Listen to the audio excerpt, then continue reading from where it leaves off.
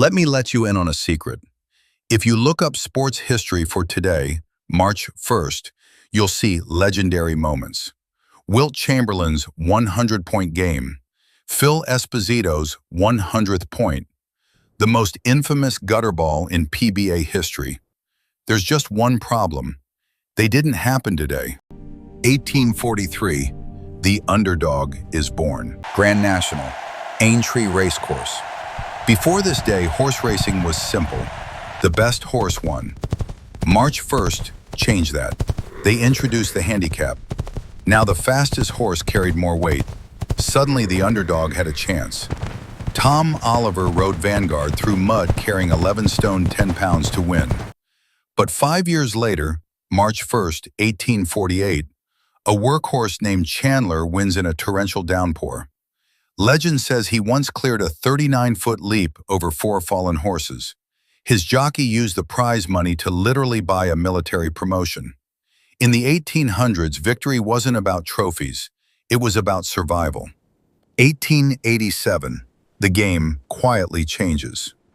Long before integration became law, baseball was experimenting with it. In 1887, teams prepared for the launch of the National Colored Baseball League, a flicker of inclusion decades before the world was ready. Then in 1903, baseball standardized something you've never thought about. The pitcher's mound was capped at 15 inches. Before that, pitchers stood on miniature mountains. March 1st didn't just produce players. It reshaped the battlefield. 1919, 5 goals and a funeral. Newsy Lalonde. 5 playoff goals in one night, a record that still stands. But here's what the highlight packages don't show. The world was in the grip of the Spanish flu. Weeks later, the Stanley Cup final would be canceled mid-series. His teammate, Joe Hall, died. The record survived. So did Lalonde. But the locker room never forgot the ghosts. 1934, the Giant and the Shadows. Primo Carnera versus Tommy Loughran. 6 feet 6 inches, 270 pounds, a former circus strongman. Loughran gave up over 80 pounds.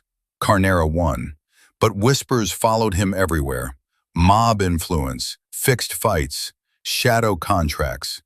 Even legitimate victories can live under suspicion. 1949, the champion walks away. Joe Louis retired on March 1st.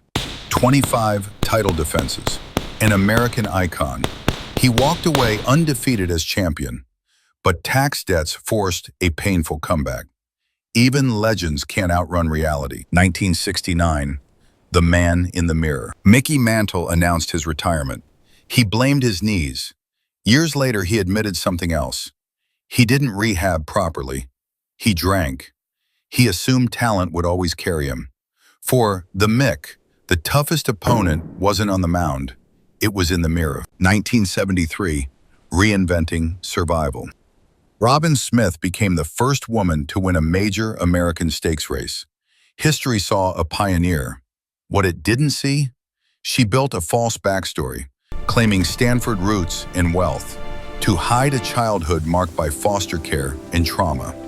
She didn't just break barriers, she constructed armor. 1970, the last player coach. Charlie Burns stepped off the bench for the Minnesota North Stars. The last player coach in NHL history. That padded helmet? Not fashion. Metal plates. A prior injury that nearly killed him. He didn't just coach, he survived. The pillars versus the truth. Yes, March 1st includes Wayne Gretzky recording his 1,050 assist. Lenny Wilkens earning his 1,000 win. But records are pillars. The real history? It's in the hidden rehab, the mob rumors, the metal plates, the fake degrees, the games played during pandemics. History isn't just scores. It's the burdens carried so we could cheer. If this changed how you see sports history, tap like so more fans find it. Subscribe and turn on notifications, because we're digging up the stories hiding behind the box scores. And tell me, which of these legends deserved a bigger headline? Happy Women's History Month.